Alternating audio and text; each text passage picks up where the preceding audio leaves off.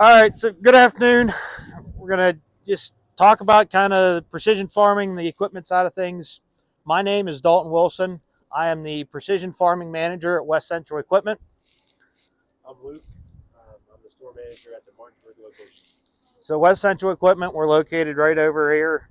We have 5 locations doing everything from small ag to large ag, compact construction equipment. And what I focus on is the precision everywhere in between that. So, how many of you are from a farming background or have been on a farm, work on a farm? Handful, okay. So if you didn't raise your hand, don't feel bad. This is not, anyone can do this. Luke doesn't have the background. Mike's somewhere around here. He's a diesel mechanic and he helps me with a lot of the precision stuff. You don't have to have the farming background and grow up on this to be able to do it, to be able to have a career in it. Precision is getting more and more broad spectrum. I'll kind of cover what all we cover just at the dealership, but the precision that our customers are using, that we're working on as the dealership, there's ag retailers, there's all sorts of people, agronomists, they're all kind of involved in the precision side of things. So you don't have to have it to understand it. You have to have the ability to want to learn it, the passion to want to do it, and that's pretty much get you any career you want in precision farming, to be honest. So if you hear precision farming, what do you think? Someone give me something. Corn planters. There's a lot on corn planters. So everyone is going to tell you a different answer. There are a lot of different things. If I had to define it to one sentence, it would be tough. I'm going to kind of just go over your basic, what everyone hears, everyone sees. So everybody, if you're starting in technology and precision, you're going to deal with your auto track. Your tractor, you set a line, an A-B line, it's going to stay on that line using GPS accuracy. The GPS accuracy on some of these machines is up sub-inch, so less than an inch accurate, left to right, going across the field, pulling a corn planter, doing whatever you're doing. Why does that matter other than real nice straight rows?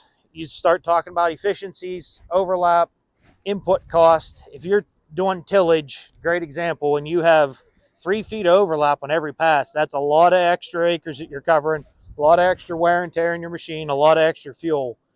Where sub-inch, you know exactly where you overlapped. This is where I'm going to be. Same thing with corn planters, sprayers. It gives you that precision to be as efficient as possible. The other one that you see a lot of people hear about is section control or a variable rate technology. Section control, like on a corn planter, you can plant a field.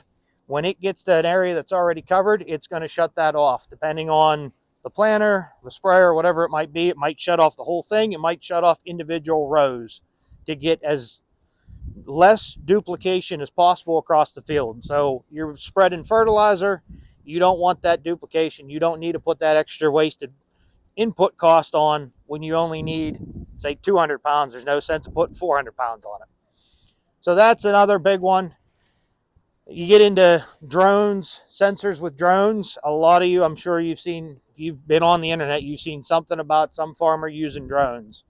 We kind of started with just cameras. Scouting a field's great. You can walk through 10 rows, but a 100-acre field, how good of a sample is that across the field? A drone with camera, you can take high-definition pictures the whole way across and then analyze it.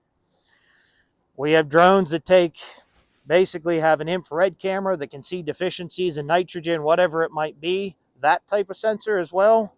And then we get into bigger drones that are actually have sprayers, have seeders on them.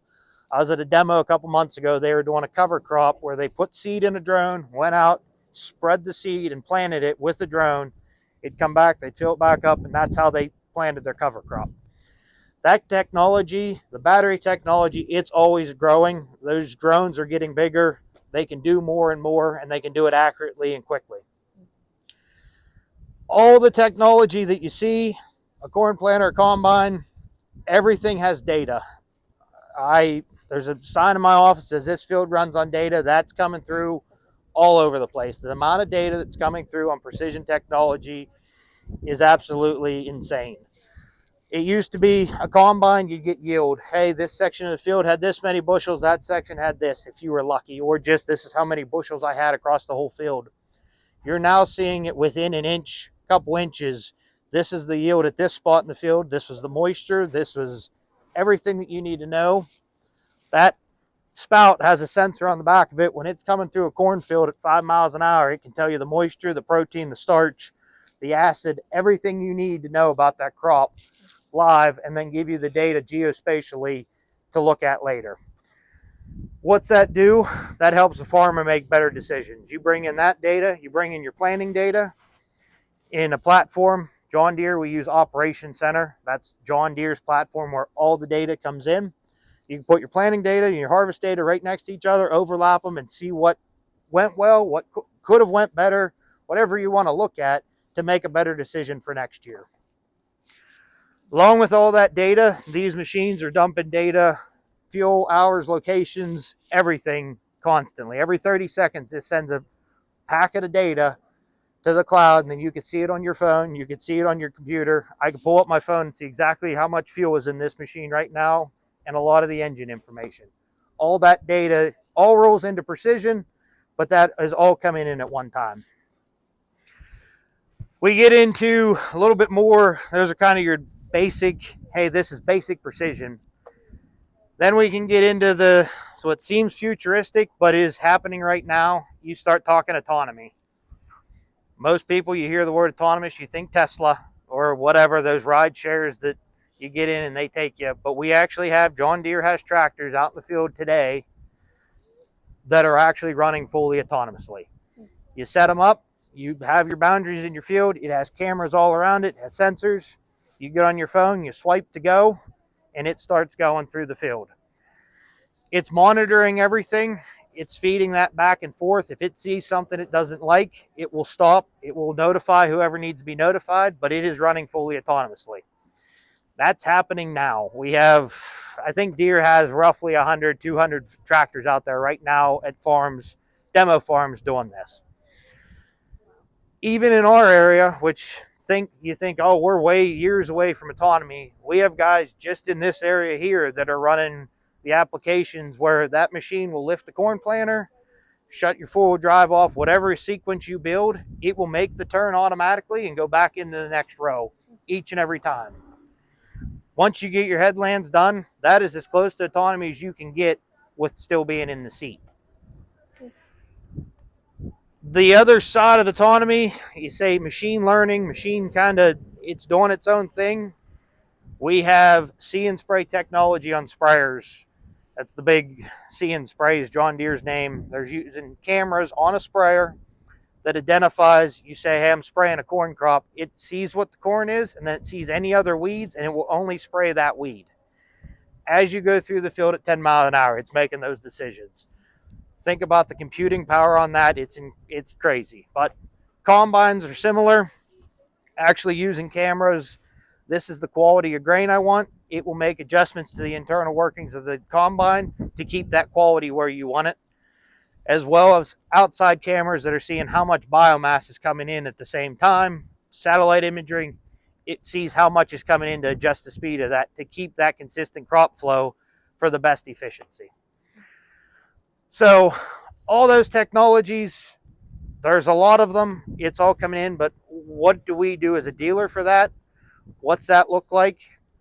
Yes, we sell it, but we also have to support it. So it really covers across the board everyone at the dealership, whether that's the salesman just needing to know, okay, customer A, what do they need? What can best suit them with the technology? How can we help them?